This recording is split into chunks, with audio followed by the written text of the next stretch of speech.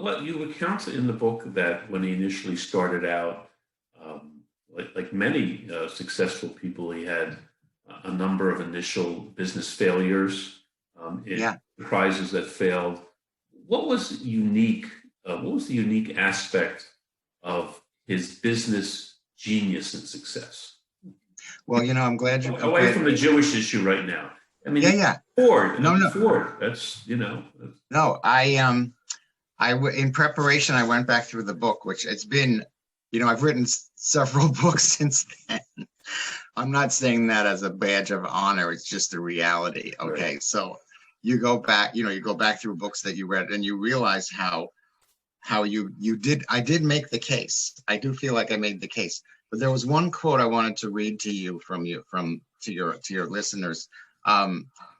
So I remember I read a lot of oral history interviews with people who had known Ford, and these were in the Henry Ford archives in Dearborn when I was doing my research.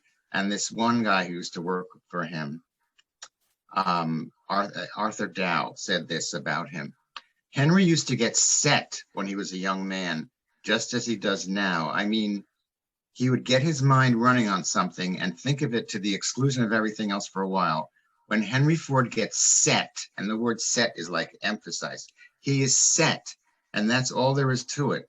He may be right or he may be wrong, but he is set.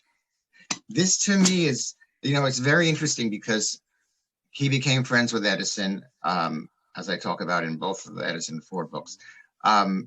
Edison's thing was, there is no such thing as defeat, and there's no such thing as a failed experiment.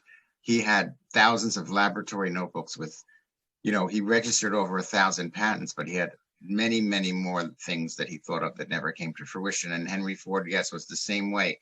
But he had this, I would say, core of steel, if you will, about his business, and just sort of relating to that, his inculcated beliefs. And this is what gave him his success with the assembly line, which is basically the first really powerful innovation that catapulted him to be a millionaire within a space of a decade.